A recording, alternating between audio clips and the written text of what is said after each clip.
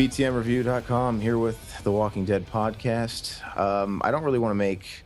We usually do a joke, the Walking Shit podcast, the Walking Kill Myself podcast, whatever we got to do. This one is called Heads Up, and I guess that's an open joke. You could say, heads up, this show sucks. But you know what? To be honest with you, I'm just going to I'm going to steerhead the whole thing and say I actually like this episode. I did.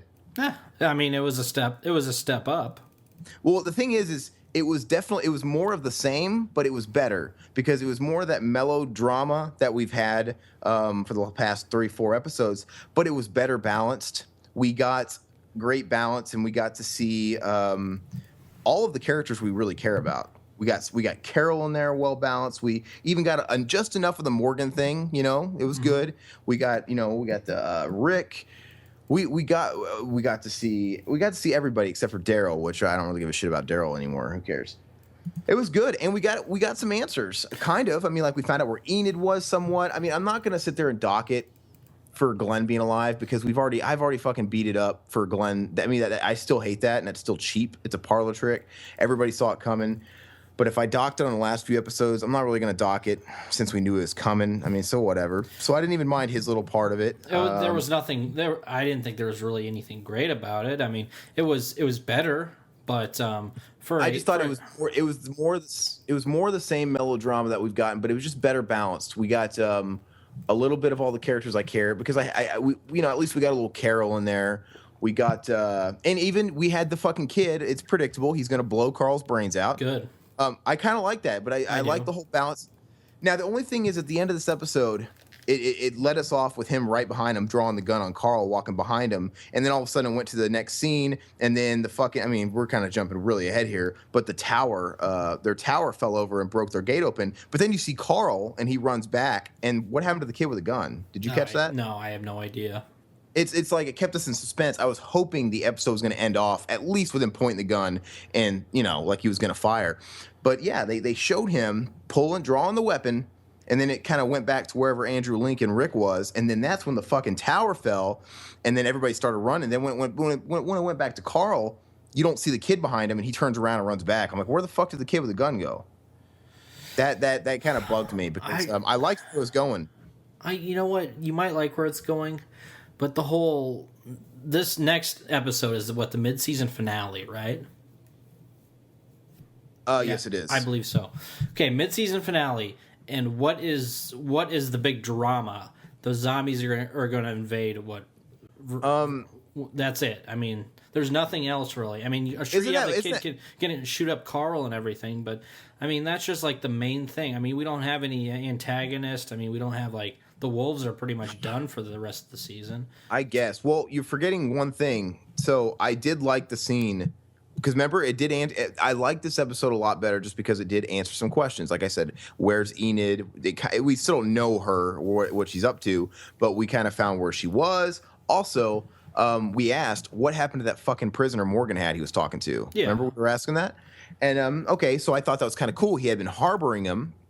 And then I like that whole little council meeting he had with Morgan, and I like where it left us off with Carol, catching him in the acts. So I'm looking forward to seeing what comes of that. But but he's the reason why the fucking wolves attacked Rick and that camper, because he let those ones go. So I'm glad they kind of went back and resolved a little bit of that, kind of filled in on just a little bit of that. And it definitely had its moments. But as far as what's coming next, the tower. I mean, that tower falling, as far as we know, was it accidental? Because they kept showing throughout the episode pieces falling off of it. Yeah. So it wasn't like sabotage, or was it? Do you think it could have? And jumping back a few minutes, we had what's his name trying to jump the wall or whatever to save the whole town or whatever. What's his name? It's her son. You know what I'm talking about? Spencer? Spencer, is that his name? Yeah, Spencer. Okay, yeah, jumping. Spencer. I like that part. That whole was part cool. Yeah, it was well done. And honestly, the predictable thing would have been just him to fall in there and be, zombie bait, so that they can have filler for the show. But I mean, I thought it was the less predictable thing to actually have him survive. In that case, and I enjoyed it. And I liked when he fucking yelled. I actually liked when he yelled at Tara. Yeah, when Rick laid into the lesbian or whatever. Yeah, Awesome, just kind of scolding her for basically scolding her for risking her life for that fucking dude, that douchebag, because he's still kind of that mindset.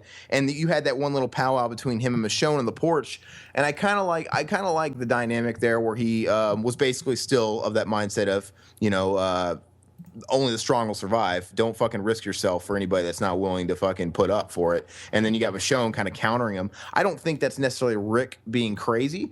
I think they're doing. I think they're making a good team. I mean, I don't think Rick's necessarily a bad person, but I think having Michonne and a Carol there to kind of balance them out, I think altogether, I think they're okay. Yeah, but Rick's, I mean, you got to admit, Rick's the smart one out of the group because he's not going to risk his life for these idiots. He is, but even like Michonne's kind of drinking the Kool-Aid and Carol's drinking the Kool-Aid, because when they were talking to Morgan, they made a point. It's like, you know, Morgan makes his point, and he makes a good point. You know, had Rick not spared his life, you know, he wouldn't have been there to save Aaron and Daryl. You know, it all kind of pays it forward and comes back around for the good or the bad. But, I mean, I think good things always come from bad things. I think it's a fact of life. But in this particular situation, I don't think they can risk waiting around for that good to come out of not making the right choice in the moment. Because, like, they had people storming their town, setting people on fire, and fucking cutting them up. That is the time where you shoot first, ask questions later. Yeah, because they certainly are. They're attacking you, and they're not asking questions. So I mean, I see where they're both coming from, but yeah, I mean, I'm Team Rick still. Yeah, I mean, he's a smart one out of the group. It's not like I mean, so Morgan's logic works in certain places. Mm-hmm. So, like, yeah, we're not talking about Rick trying to exile somebody. Okay, that's a moment where nobody's an immediate threat. You can actually break down the situation. But no, dude, but when we're talking about when you're getting fucking raided like they were, no, you kick ass and ask questions way after the fact.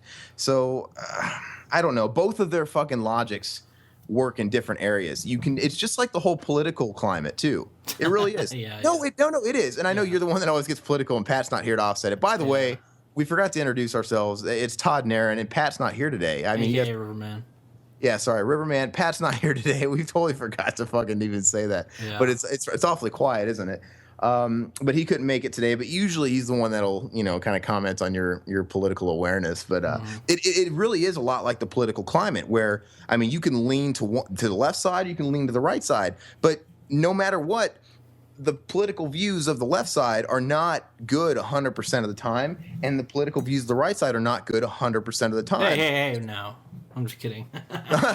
Well, I mean, in a perfect world, you would have the best of both at the perfect times, and it's just not possible. Yeah. So, and you're never going to make everybody happy. Exactly. Honestly, I think this is a subtle undertone to the show. Mm-hmm. It really is. It really is. You got the dictator. You got the Rick-tatorship. And you have your donkeys and you have your elephants, and nobody's ever gonna be 100% satisfied. It's all about making the best choice in the moment, and I don't know. And sometimes, and the way Rick sees it is kind of the socialist way of thinking about it. It's actually the communist way of thinking about it when you think about it, where it's like save the majority of the people, you know, cut a few roots so the whole tree can survive, you know. Mm-hmm. That's kind of almost like the Adolf Hitler approach to thing. You know, anybody that was mentally challenged, anybody that had any kind of deformity, they were fucking weak. Let them go. They're actually hindering us. Let them burn. So you know, that's kind of where Rick's standing. It's like the strong will survive. Don't risk your fucking life for them. They're slowing us down. He's trying to like make this. I don't know, man. Maybe I'm overthinking it, but like him, Michonne, Carol, they're like more or less the cream of the crop master race. But there's only a certain amount of people you can really, I want to say, take under your wing and actually, you know, put your life on the line for, because you can't do that for everybody. Well, exactly. And so he's on that side of the fence where we got to make the best call in the moment to save as many people as we can. And you know what? To save as many people as we can is to fucking kill these people that are fucking killing us. It's like, it's absolutely stupid. And you got Morgan there, the ever so merciful. He wants to save everybody, and it's not. It's gonna lead to more deaths. It's gonna lead to more casualties, and it's dumb. I'm seeing it as very much a political thing, and I don't know. I kind of am enjoying that aspect of it, but So what do you think is going to happen to what's his name? But we were saying really quick, what's his name? Do you think the tower falling was just coincidental, or do you think there's some sabotage there? Because they kept showing pieces fall. I mean, it probably is just old faulty, right? It could have been something to do with one of the wolves or something. I don't know. Maybe the wolf's being kept in that. Is that where he was being kept? Maybe. I mean, they really didn't show him. Because they went there first, and then the tower fell. And then he walked out, and it's like, who do you have in that cell? Because that would because that would be a little anticlimactic, like you're saying. What's going to happen? Yeah, because it's not like an antagonist is blowing it down and storming it like the governor did at the start of season 4, right? I don't think it's an act of God. It just falls over, though. I mean, okay, because if it was, then there would be no real. That just doesn't make any sense. It's like, okay, so this is our dilemma now. It's not somebody directly attacking us. It's, hey, it fell, and the walkers that are around us are just storming us. But why would it be coming off in pieces and Rick is just pretty much standing there? I mean, wouldn't he think that... I mean, I know he was trying to brace it, but wouldn't he have some sort of a lot more, I don't know, awareness or sense of urgency to actually get that thing, Well, I mean, maybe he didn't even notice it. Like I said, I'm not under the impression that he even caught that. Now, the one thing we talked about was, it looks like, and at least I'm happy for this. Like we've already docked it for the whole Glenn bullshit. That was bullshit, trying to fake everybody out, and nobody fell for it, and they dragged it. They totally halted the suspense of the show for about 4 episodes. Yep. They halted the suspense. There's no need for that.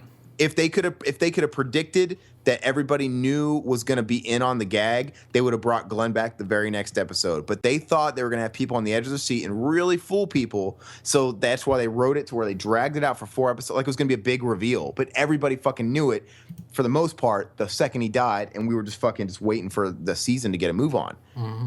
And that's probably part of the reason why they did this first half one day. Probably just for that Glenn bullshit. Probably. And it was kind of failed in that regard, but whatever. I mean, it looks like in this next episode, Glenn's going to be back, and they're going to find him. I mean, they had the balloons, which was a cool touch. That's fine.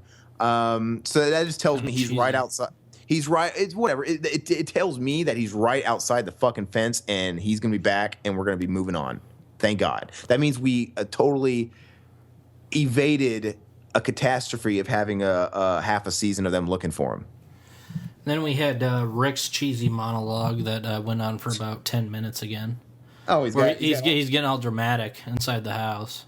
Oh, he's always got them, but the thing is, you've always hated those even since season 1. and then we have Glenn and Ingrid or whatever. It's like, who gives a shit? Enid. This is what Maggie would have done.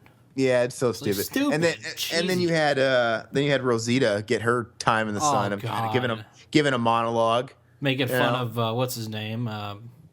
Fucking Billy Ray Cyrus. I don't know. Cyrus, yeah.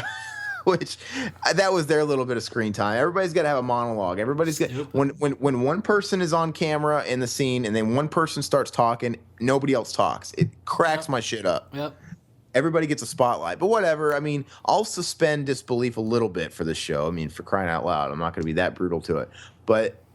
Overall, like I said, it was very well balanced, I thought, for the most part. It wasn't super action-packed, but there was just enough suspense, and we touched base with enough of the characters that we care about that we haven't been seeing, like Carol and, stuff like that. And we got, like I said, we got answers, like the Morgan's prisoner, somewhat of an answer. Obviously, they fucking gave us the answer we knew in Glenn.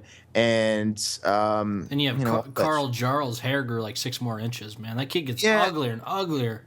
Yeah, he's going through his awkward phase. On that's exactly what's happening to him. He's just going through his awkward phase. But his hair ain't helping. His hair, he looks like Link from The Legend of Zelda.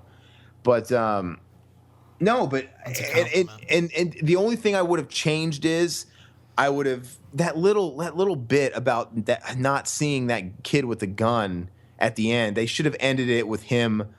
Even if he had the gun pointed at him the second the ruckus, and even he got startled, and maybe Carl turned around and kind of saw him with the gun. Something. Just the fact that it bugs me that he had it, and then the next time we saw Carl moments later, he wasn't in the frame. I'm like, because I think what's going to happen is, this is my prediction. We'll kind of just roll into predictions. I think, see, in the comic book, everybody talks about all these things that happen in the comic book. Carl loses his eye. I don't know how he loses his eye in the comic books, but I think it would be really cool if he does fucking blast him in the face and shoots him in the eye. But it doesn't kill him. You know, sometimes people take a bullet. He loses his head. Even better. Well, he did give him a little gun. He didn't give him a fucking hand cannon. He didn't give him a hand about cannon. 9mm or something. Yeah, I know. So it was it was not a bit, but it was cool. No, these guys are not at all suspicious in how fucking antsy he is to get his hands on some ammo. Yeah. Isn't that really funny? Yeah. It's way more obvious to the viewer than it is to them. But, and even Carl, for fuck's sake. They're But, blind, and Rick too. It's like, he killed his father. Yeah, you would think. he should think, they should both think, and Carl took his girlfriend. They should both think this guy has something to gain. Yeah. This guy might have an angle. Mm-hmm. But whatever. For the sake of the show, I think it's really cool. I'm glad we got those scenes, and I'm glad we got him sneaking in and stealing the ammo. I think it was cool. I really liked the touch. I do hope, I could see with a gun that size, maybe he shoots Carl in the face and shoots him in the eye. You know how sometimes bullets will be stopped by the brain. You know, they don't get hit. They stop at the skull. Yeah. What if he gets shot in the eye and that fucking nurse has to ride? That's the whole purpose of this fucking nurse they introduced. Yeah, probably. The lesbian nurse. Because remember, Morgan was teaching her. She's not confident. He was testing her, you know, build her confidence as a nurse. What if she has to rise to the occasion and fucking get this bullet out of Carl's fucking head, out of his eye, and he loses his eye? And they could do that, and he's got an eye patch for the rest of the show. Bam, right there. They got to have a little bit more than that, though. I mean, just shooting Carl in the face, it's like, God, you got to kill off some characters, man. Well, but give me something. They won't kill off Carl. They'll shoot him in the face. I think instantly when he shoots him, the kid will regret it. Like the instant he pulls the trigger, it'll be one of those things where he kind of comes to reality, you know? Yeah, because he doesn't throws down the killer, you know? Yeah. And then, you know how people are, and they freak out when they actually do something. Yeah. Yeah, and there'll probably be a big old thing where they're rushing him into the medic's room and saving him. I don't know. I'll take it. You know, if we're not gonna see the thing. They never settle for that. They never go all the way with Carl. We have to settle for him almost getting raped. We have to settle with a thumb up his butt, but we can't settle for the whole cock. We have to settle for him losing an eye, but not, you know, his whole head blowing off. I'd still be interested to see the dramatic point of that. That's drama I like, though. I'd like to see this kid. She put a bullet in his fucking face, and then this kid has to fucking deal with it. Oh, or better yet, man. Avoid the drama, have him shoot Carl, take his eye out, freak out, have someone like fucking Rick pull out his fucking Joker hand cannon and blow his fucking head off like a melon. But the thing is, then we create more drama because that's his new lover's kid. Mm-hmm. Dude, drama's not a bad thing. It doesn't have to be a bad thing. I would be down for a little bit of that drama. I think maybe Ingrid will pull the trigger. Oh yeah, like you can both have me run in the middle. Because, well, and if she gets there in time, because she's with Glenn. I mean, but like I said, now I would hope that happens. I think more realistically, what's going to happen is the building falling just shook everything up, and he never did it. He just didn't. He didn't get to pull a trigger, and he'll be in the next episode. He'll be probably firing at the zombies, trying to save them. Then probably somebody will be like, after it's all said and done, Rick will be like, "Why did your gun have bullets in it?" You know, when he was actually fighting off the zombies. And then it'll probably come out that he was going to do what he was going to do, and they'll probably puss out and not go that direction. But I think that'll probably realistically happen. That'll probably be what happens. But this next episode, there's a big opportunity with all the zombies coming in of killing off some of the main characters. Like, I mean, I know they're not going to kill off the A-listers, but at least kill off the Rositas, the Father Flanagan. Oh, fuck that father, man! Yeah, you got a bunch of useless characters you can kill off. What I mean, I don't know if I liked. Oh yeah, that priest, man, he needs to go. He is so pointless. Yeah. He has no play. I get it. He's on a different side than everybody. He's Canada. He's so neutral that he doesn't make. I mean, Morgan, I get it. His place makes sense right now to me. He's the opposing side. But I mean, this guy, you forget he's around. Now, I don't know if I like this touch or I don't like this touch. I think I like it because I don't like it, if that makes sense. But when he's putting up the flyers for church. Oh, Rick just tears them down. And Rick, I mean, Rick I like it because it's impactful, but I don't like it because, you know, because I'm getting into the show at that point because, you know, Rick's become godless at this point. God. Well, shit, wouldn't you be at that point? Zombie apocalypse? Well, you don't know where he's coming from. And I that one little subtle scene got me to thinking, if you were starting society all over again, think about it.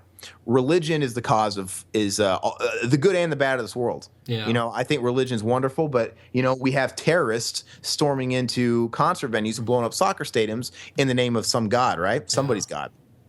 So if you could start society all over, you could think, okay, I have a leader here. Let's start it over. Do I want to incorporate, you know, let this guy incorporate church in our small community and let whoever, you know, in the community choose to learn about the Bible and continue that faith and whatever. Let's just kind of keep that around. But if you had a chance to start over, I wonder if some leaders would be like, no, we're fucking keeping religion out of it. We're going to have a world without religion. I don't know. I probably am overthinking that little scene. It was probably just, you know, Rick's fucking fed up and he's godless. But I think I was really thinking about the possibilities of what somebody in that situation would do. You know what I'm trying to say? Yeah, no, I understand. It's like if you were starting society over, you could have an opportunity to be like, you know what, we're gonna just eliminate, we're gonna whitewash out Christianity, and by the time the next generation comes along, the next generation, it won't be a part of our new civilization. I don't know, but if it was me personally, yeah, of course, I would think you'd want to be neutral, and I think that's just Rick being Rick. But I think another leader would be like, you know what, whatever. If you want to, you know, say I'm going to hold a prayer circle at 1 p.m. and if somebody wants to show up, good for you. He actually had some people there too.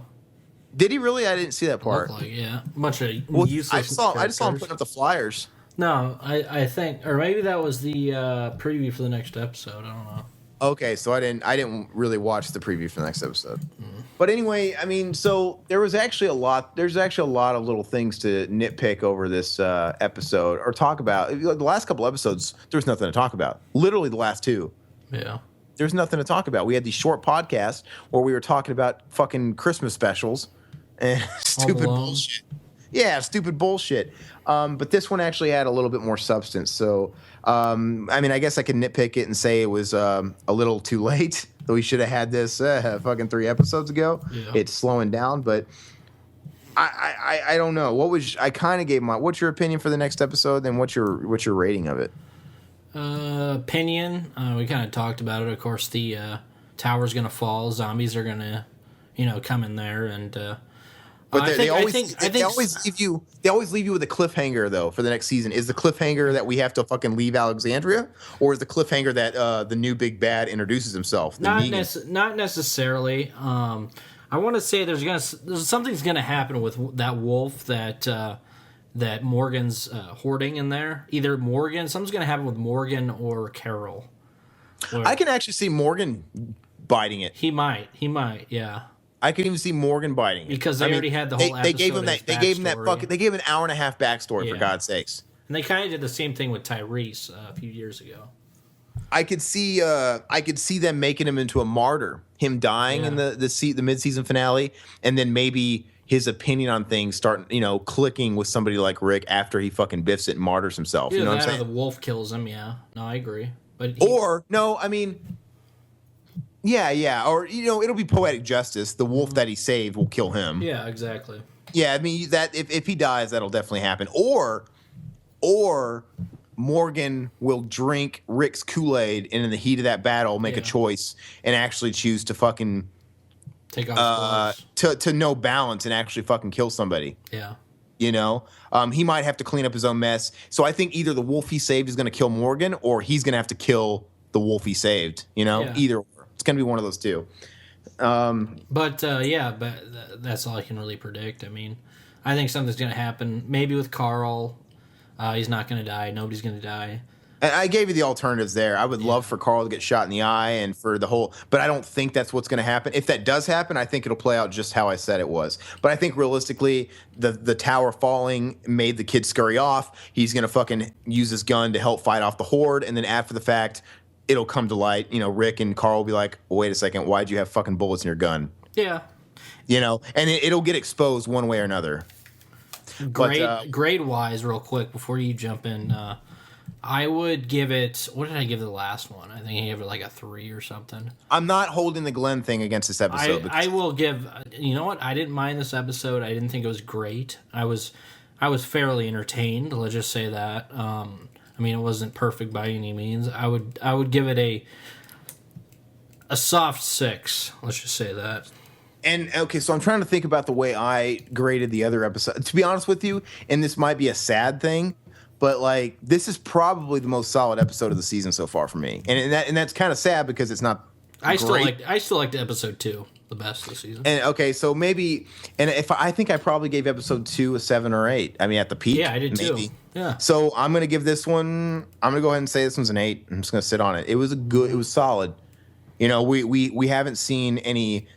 To me, the perfect 10s as of to date were the church butcher. The church was that was great. The church butchering, the Carl rape episode with the acclaimed guys, those were 10. I mean, honestly, like I said, it's very ironic that season 5, literally half of the season was like zeros. It was like the lowest of the low, but then it also contained the only perfect 10s I think we've ever given out. It's so crazy. And these are pretty much just pretty low. These are low, or I think generally they're kind of middle. These are kind of mulling in the middle. There's been no zeros, but there's been some low middles and some kind of mid middles. I don't know. So whatever is okay. I'm actually kind of intrigued to watch the next episode. Mm-hmm. You know, if I had it in front of me, I would have watched it right after it. Let's just say that. No, I would have. Like last couple weeks. Last couple of weeks, I wouldn't have. I was really just bored. I was on my phone. Like Pat said, he was on his phone, losing interest. Yeah, not too shabby. But they don't have a choice. They don't have a choice now. What's that? They can't lollygag now. They don't have a choice. They have to get shit done. So.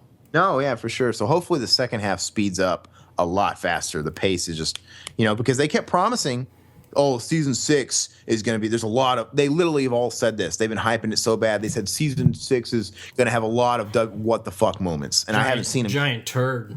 So all we've seen is Glenn, and that's not a what the fuck moment because it was a big troll moment. Yeah. So hopefully those what the fuck moments come in the second half. But anyway, let us know what you guys all think. BTMreview.com, the Facebook, Twitters, Tumblrs, all that good stuff. We're on all of it, and iTunes and YouTube, and we love the feedback. And this episode right here, if you guys are some of the people that have just jumped on the last few episodes, this should be proof here that we're fair. This episode was a little bit stronger. So, but keep giving us your feedback, good or bad, and we'll definitely address it. In the meantime, thank you guys so much. I'm Aaron. Riverman. And I really miss Pat's Good Night, Canada. Good night, Canada. Good night, Canada. Later.